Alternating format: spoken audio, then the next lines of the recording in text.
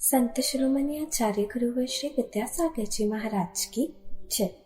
और हम योग प्रणेता पूज्य मुनि श्री प्रणम्य सागर जी महाराज की जय। ओम अरहम नमः। श्री तत्वात् सूत्र के दूसरे अध्याय की कक्षा में आप सभी का स्वागत है। तो चलिए अब हम सभी अपने मोक्ष मार्ग को प्रशस्त करने के लिए पूज्य मुनि श्री का उद्बोधन सुनते हैं। मोक्षमार्गस्य नेतारं भेत्तारं कर्मभूरतां ज्ञातारं विश्वतत्त्वानां वन्दे तद्गुणलब्धये। देवादिदेव आदिम तीर्थंकर श्री ऋषभनाथ भगवान की, वर्तमान शासन नायक श्री वर्धमान महावीर भगवान की, परम पूज्य आचार्य गुरुवर श्री विद्यासागर जी महाराज की। ये सब इंद्रियां क्रम क्रम से ही हमको मिलती हैं, इसलिए इनको इसी ऑर्डर में लिखा हुआ है। बीच में से कोई भी अलग से नहीं मिल जाएगी। और आगे वाली इंद्री यदि है तो पिछले वाली होगी ही, ये भी जानना। स्पर्शन रसन, रसना है तो स्पर्शन भी होगी ही। घ्राण है तो स्पर्शन रसना दोनों इंद्री होंगी ही। चक्षु है तो स्पर्शन रसन घ्राण तीनों इंद्री होंगी ही। और श्रोत्र इंद्री है तो स्पर्शन रसन घ्राण चक्षु चारों इंद्री होंगी ही। इसलिए यह ऑर्डर है। इसी के ये सब विषय बताए हैं कि ये क्रम क्रम से इनके विषय हैं। तो अब ये ध्यान रखना कि स्पर्श में और स्पर्शन में कितना अंतर हो गया। स्पर्श क्या हो गया? स्पर्श तो किसी भी मैटर का उसके अंदर की जो क्वालिटी है, जो मेटलिस्टिक चीज है, पौद्गलिक चीज है, उसके अंदर का वो गुण है स्पर्श, है ना। और स्पर्शन ये हमारी सेंस है, टच सेंस, जिसके माध्यम से हम उस स्पर्श की जानकारी ले रहे हैं। और जानकारी लेने वाला आत्मा वो उसका कर्ता है। ठीक है। तो एक कर्ता, एक करण और एक कर्म। सेंटेंस तो तभी बनते हैं ना। सब्जेक्ट भी हो गया, ऑब्जेक्ट भी हो गया, और बीच में उसके लिए कोई भी हेल्पिंग वर्ब, जिसके लिए वो करण मान लो उसको। नहीं समझ आया? इसके बिना कहां वाक्य पूरा होगा। तो अब क्या समझ में आएगा कर्ता कहने से? मैंने स्पर्श को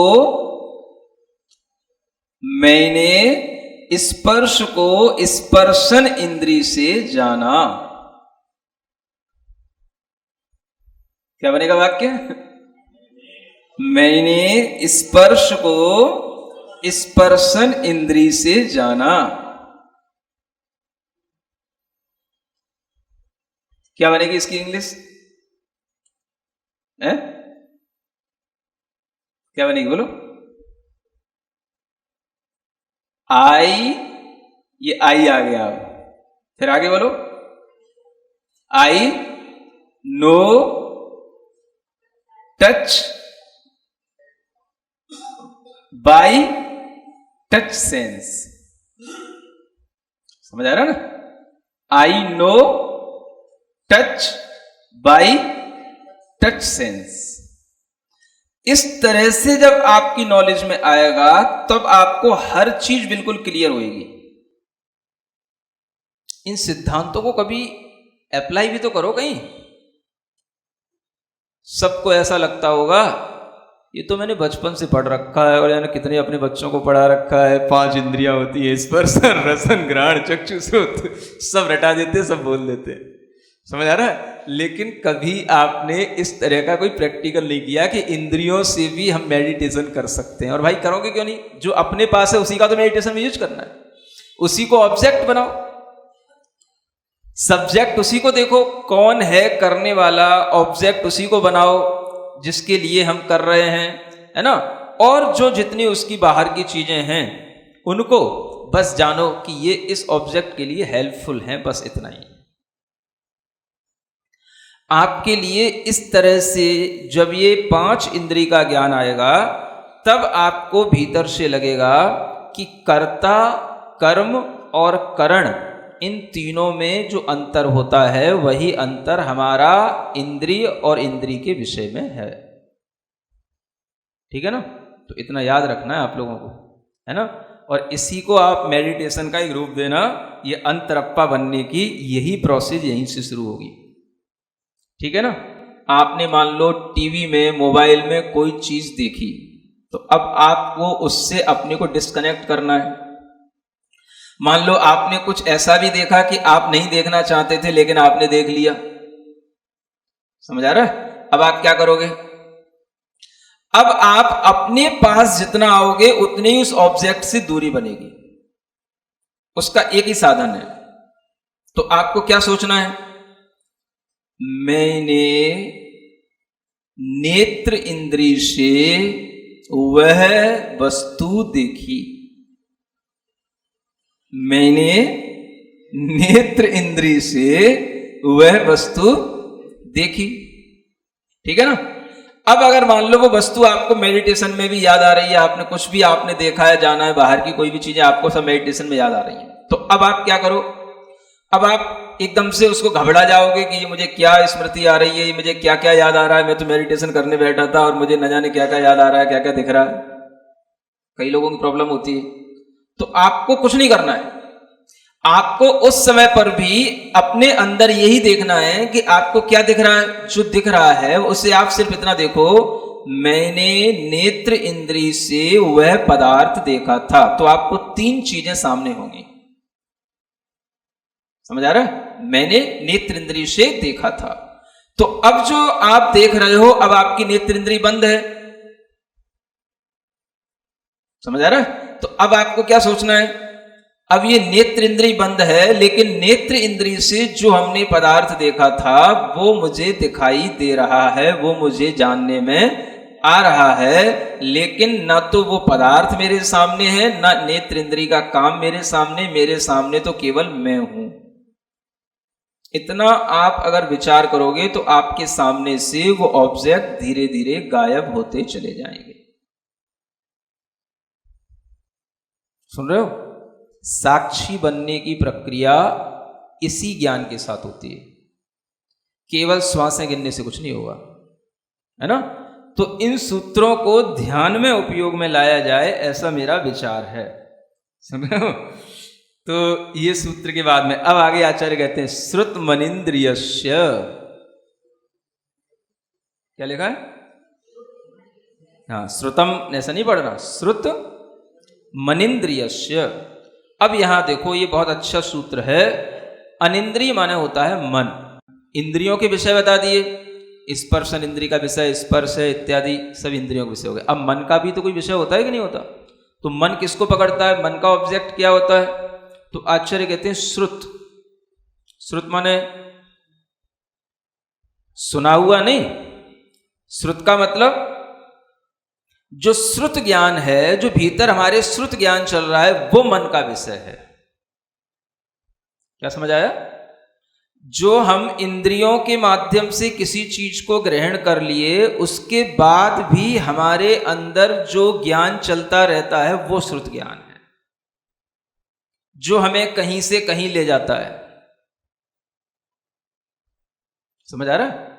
इंद्रियों से तो आप केवल किसी भी पदार्थ को देख करके केवल उसकी नॉलेज लेते हो, उसी पदार्थ की, और आपके अंदर मेमोरी में वो चीज डली होगी तो वो आ जाएगी कि हाँ ये है। सुन रहे हो? जैसे मान लो कोई नया व्यक्ति आया, आपने उस नए व्यक्ति को देख करके आपका मतिक ज्ञान काम करा, ये नया व्यक्ति है लेकिन इस व्यक्ति को मैंने पहले देखा था या मैं जानता हूं, तो एकदम से आपको याद आ गया, हाँ ये व्यक्ति दिल्ली से आया। समझ आ रहा है ना? ये क्या हो गया? ये हो गया मतिक ज्ञान, है ना? और आपको उसके बारे में जो भी जानकारी है, ये इसकी फैमिली का है, ये इनकी ये बच्चे हैं, ये है, वो सब आपको जो स्मृति में पड़ा है वो सब आपको आ गया। ये सब क्या कहलाया? ये भी सब मतिक ज्ञान है। ये सब क्या है? मतिक ज्ञान। समझ आ रहा है ना? अब देखो, जो व्यक्ति आपके सामने आकर के बैठा आपको उसके बारे में सब पता था, स्मृति में जितना था वो सब आपके ज्ञान में आ गया। मति भी वही, मति ज्ञान भी उसी के साथ चल रहा है, स्मृति भी मति ज्ञान है ना। अब श्रुत ज्ञान जो है सामने, उसको छोड़ करके इसके अलावा सोचना, ये यहां क्यों आया, इनका यहां आना हुआ होगा, यहां से आया होगा, इस काम से आया होगा, समझ आ रहा है ना। ये सब जो सोचना है ये हो जाता है श्रुत ज्ञान, क्योंकि ये आपकी स्मृति में तो कुछ है ही नहीं है। ये तो आप जो उससे अलग सोच रहे हो, इसको बोलते अर्थ से अर्थांतर का ज्ञान। क्या सोच रहे हो? अर्थ से, अर्थ माने जो पदार्थ सामने है, जो व्यक्ति सामने है, उसके अलावा अब दूसरे पदार्थ का आपको ज्ञान हो रहा है। हाँ, ये यहां यात्रा पर आया होगा हस्तिनापुर, तो सोचा होगा चलो महाराज के दर्शन करने आ जाएं, तो इसलिए यहां आया होगा, समझ आ रहा है। या बहेलना आया होगा तो चलो महाराज पास में है तो चलो दर्शन करने आ जाएं। अभी उसने कुछ बताया नहीं आपको, लेकिन आपने अपने मन से सोच लिया, समझ आ रहा है। या इसका यहां पर इस तरह का कोई काम होगा, उस काम के कारण से ये दर्शन करने आया होगा। तो जो आपके अंदर अर्थ से अर्थांतर का ज्ञान हो रहा है, ये कहलाता है श्रुत ज्ञान। ये मन का काम, समझ आ रहा है। अब जब आप मेडिटेशन करने बैठोगे तो सबसे ज्यादा परेशानी किससे होती है? मतिक ज्ञान से होती है, श्रुत ज्ञान से होती है? मतिक ज्ञान की परेशानी तो थोड़ी है, लेकिन श्रुत ज्ञान की परेशानी ज्यादा है। और ये भी बताया गया है, जब आप आगे 9वां अध्याय पढ़ोगे तो आपको बताया जाएगा कि ध्यान यदि होता है श्रुत ज्ञान से ही होता है। ध्यान यदि होता है तो श्रुत ज्ञान से ही होता है। माने जो चीज आपके लिए, आपको किसी भी तरीके से डिस्टर्ब करने के काम में आ रही है, वही चीज आपको कंसंट्रेट करने के भी काम में आएगी। समझ आ रहा है। बस आपको नॉलेज होनी चाहिए कि इसको कैसे काम में लेना। मन का विषय श्रुत ज्ञान है, तो श्रुत ज्ञान के माध्यम से जो आपने देखा था उतना ही नहीं दिखता, उससे भी ज्यादा आप जो सोच रहे हो वो क्या हो गया?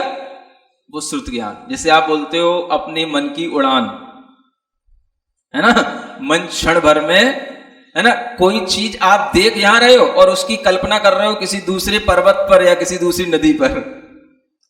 ये किसका काम? ये श्रुत ज्ञान का काम।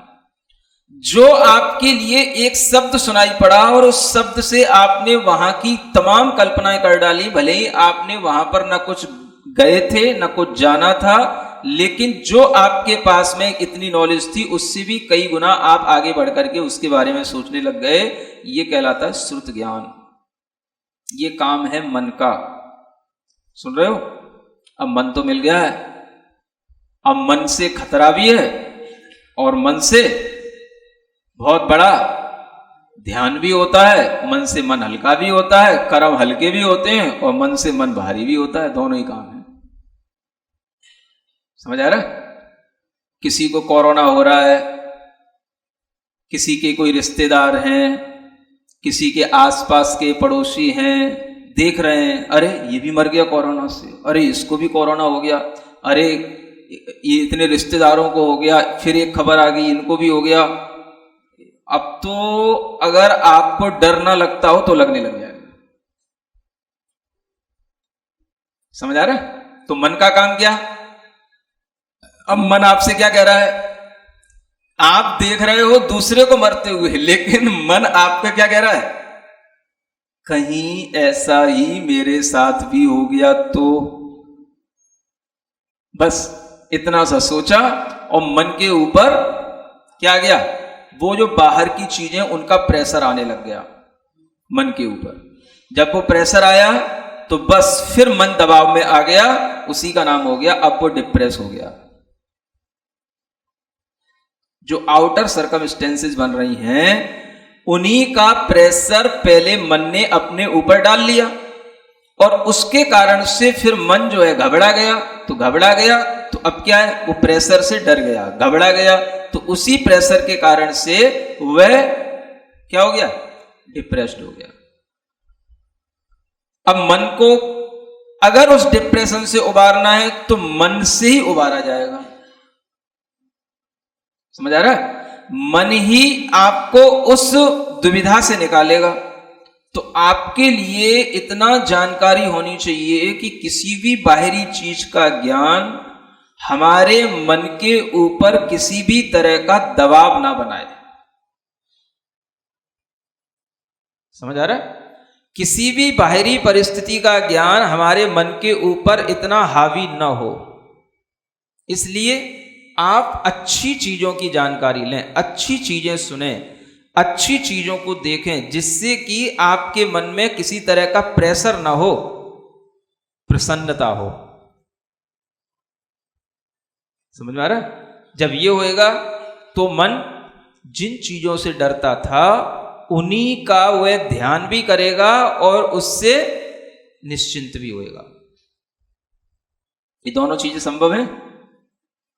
मन खतरे का भी काम करता है, और जिनका मन खतरे का काम करने लग जाता है तो फिर उनके लिए उनका मन ही खतरा बन जाता है। देखो आप, जिसका मन डिप्रेस हो गया माने वो बीमारियां सारी की सारी पूरे शरीर में आ गई, और मन अगर खराब हो गया तो अच्छा खासा चलता फिरता आदमी, हट्टा कट्टा आदमी भी फिर कोई काम नहीं कर सकता, फिर कुछ नहीं कर सकता, वो गया वो काम से। अब समझ आ रहा है ना? तो क्या करना, मन को किसी भी तरह के खतरे सामने दिखाई दें तो उससे उस मन को बचाना। कैसे बचाना? आप अपनी भावनाओं से, अपने ज्ञान से, अपने मेडिटेशन से और अपने अंतरंग में अपनी आत्मा के विश्वास से आप उन चीजों से मन को बचाओ।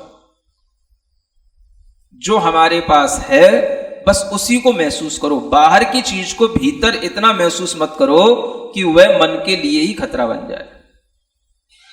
जो हमारे पास है उसको महसूस करो। हमारे पास क्या है? 5 इंद्रियां हैं, मन है, श्रुत मन इंद्रियस्य, श्रुत ज्ञान मन का विषय है। तो हमें श्रुत ज्ञान को ही लेना है। जो हमारा श्रुत ज्ञान इधर उधर काम कर रहा है वो वाला श्रुत ज्ञान नहीं लेना। अब हमें इससे परेशानी होती है तो हम कौन सा श्रुत ज्ञान लें? इसको भी श्रुत ज्ञान कहते हैं। ये जो जिनवाणी है ना, ये तत्वार्षु सुन रहा हो, ये भी श्रुत ज्ञान है। बोले इसका चिंतन करो। 5 इंद्रियों का महाराज ने आज क्या बताया था, उसका चिंतन करो। 5 प्रकार के भावों के बारे में बताया था, उसका चिंतन करो। 5 प्रकार के स्थावर जीव होते हैं, उनका चिंतन करो। और सोचो 5 क्या क्या होता है। 5 ही 5 का चिंतन करते रहो। तो उससे क्या होगा? मन बाहर की चीजों से परेशान नहीं होगा और मन के अंदर ज्ञान बढ़ेगा। तो यही श्रुत ज्ञान मन की रक्षा करेगा। और अगर ये श्रुत ज्ञान, इसका आपने आलंबन नहीं लिया तो दुनिया का जो श्रुत ज्ञान आपके अंदर आ रहा है वो आपको खतरे में डाल देगा। सुन रहे हो? ऑब्जेक्ट इसको भी बना सकते हो, तत्वार सूत्र को, मन का ऑब्जेक्ट। और जो बाहर की दुनिया की जानकारी आपके मोबाइल पे आ रही है, इतने संक्रमित हो गए, इतने मर गए, आज इतना हो गया, ये हो गया, वो हो गया, समझ आ रहा है? ये भी आपके लिए जानकारी है। ये भी श्रुत ज्ञान आपको खतरे में डाल सकता है। तो श्रुत ज्ञान तो सब जगह काम कर रहा है। तो आपको क्या सोचना है? हमें कभी भी अगर इस तरह के कोई भी मन में खतरे महसूस हो, हम अपने आप को उससे कट ऑफ करें। उससे ये ना सोचें कि हम उस परिस्थिति के बारे में अगर हम नहीं जानेंगे तो क्या होगा और उसके कारण से फिर हमको नुकसान होगा। कुछ नहीं होगा। आप पहले अपने को सुरक्षित बनाएं। अपनी इंद्रियों और इंद्रिय के विषयों को, मन और मन के विषयों को अपनी आत्मा से अलग अलग जान करके अपने मन को इस तरह के श्रुत ज्ञान में लगाने की कोशिश करें। द्रव्य संग्रह, तत्वार्षूत, रत्नकरण, श्रावकाचार, ज्ञान आर्डव, कितने सारे आपको ऑब्जेक्ट दिए, और फिर भी मन नहीं लग रहा हो तो कोई भी, आजकल तो सब सिस्टम होते ही हैं, बस कुछ भी ऑन करो और बस अपने कान में लगा लो, आंख बंद कर लो। अब जब कान में कोई चीज जाएगी तो मन उसी को तो सुनेगा, बाहर की चीजें अपने आप कट ऑफ हो जाएंगी। इन साधनों का उपयोग करके अपने आप को सुरक्षित रखना है। ठीक है ना? बोलो महावीर भगवान की। ओम अरहम नमः। तो चलिए आज की कक्षा का एक क्विक रिवीजन कर लेते हैं। हमने जाना कि अंतरप्पा बनने की प्रोसेस इंद्रियों के माध्यम से मेडिटेशन करने से शुरू होती है। इससे आप अनचाही वस्तु जो आपने मोबाइल आदि पर देख ली थी उससे भी दूरी बना सकते हैं। मेडिटेशन में भी वह वस्तु याद आने पर हमें देखना है कि हमने उसे नेत्र इंद्रिय से देखा था। अब जब नेत्र बंद है फिर भी वह मुझे दिखाई दे रही है, लेकिन ना तो वह पदार्थ सामने है और ना नेत्र का काम सामने है। मेरे सामने तो केवल मैं हूँ। इतना विचार करने से वह ऑब्जेक्ट धीरे धीरे गायब होते चले जाएंगे। साक्षी बनने की प्रक्रिया इसी ज्ञान के साथ होती है। केवल श्वासें गिनने से कुछ नहीं होता। इन सूत्रों को ध्यान में उपयोग करना चाहिए। सूत्र 21 में हमने जाना कि मन का विषय श्रुत यानी श्रुत ज्ञान होता है। श्रुत ज्ञान हमें अर्थ से अर्थांतर की ओर ले जाता है। इंद्रियों के माध्यम से चीज ग्रहण करने के पश्चात जो भी हमारे अंदर ज्ञान चलता है वह श्रुत ज्ञान है। जैसे किसी नई वस्तु को देखकर अपनी स्मृति से जानकारी निकालना मति ज्ञान है, मगर आगे सोचना कि यह यहाँ क्यों आई, किससे मिलने आया आदि श्रुत ज्ञान है। यानी जो सामने है उसके अलावा दूसरे पदार्थ का ज्ञान होना। ध्यान में श्रुत ज्ञान मति ज्ञान से ज्यादा परेशान करता है, मगर ध्यान भी श्रुत ज्ञान से ही होता है। डिस्टर्ब करने वाली चीज ही कंसंट्रेशन के भी काम आती है। श्रुत ज्ञान के माध्यम से मन उड़ान भरने लगता है। क्षण भर में मन किसी पर्वत चला जाता है या पुरानी नॉलेज से कई गुना आगे बढ़कर सोचने लग जाता है। मन के दोनों ही काम है। इससे खतरा भी है, लेकिन ध्यान भी इसी से होता है। इससे मन हल्का भी होता है और मन भारी भी होता है। जैसे दूसरे को मरता देखकर मन कह सकता है कि कहीं ऐसा मेरे साथ ना हो जाए, तो मन के ऊपर उनका प्रेशर आने लगेगा, वह डिप्रेशन में जाने लगेगा। मगर मन को इस डिप्रेशन से उभारा भी मन से ही जा सकता है। हमने समझा कि अपनी भावनाओं से, अपने ज्ञान से, अपने मेडिटेशन से और अपनी आत्मा के विश्वास से बाहर की बातों को मन के लिए खतरा ना बनने दें। बस जो हमारे पास है उसी को महसूस करें। 5 इंद्रियों का, 5 प्रकार के भावों का, 5 प्रकार के स्थावर जीव आदि का चिंतन करते रहने से मन बाहर की चीजों से परेशान नहीं होगा और मन के अंदर ज्ञान बढ़ेगा। यही शुद्ध ज्ञान मन की रक्षा करेगा। तत्वार्थ सूत्र, द्रव्य संग्रह आदि सुनना भी शुद्ध ज्ञान है और इनमें मन लगाना चाहिए। इंद्रिय, मन और इनके विषयों को आत्मा से भिन्न जानकर जिनवानी में मन लगाने की कोशिश करें। तो चलिए अब हम सभी जिनवानी स्तुति करते हैं और तत्पश्चात समय होगा आज के सवाल का। श्री जिणवाणी जग कल्याणी जग जन मदतम मोहरी जनमण हारी गढ़हर हारी जम जरा भव रोग हरि तिथ्य राणम दिव्य झुणिम जो पढ़ई सुणई मय्ये धारई राणम सौख मणंतम धैर्य सासद मोक्ष पदम पावई सासद मोक्ष पदम पावई।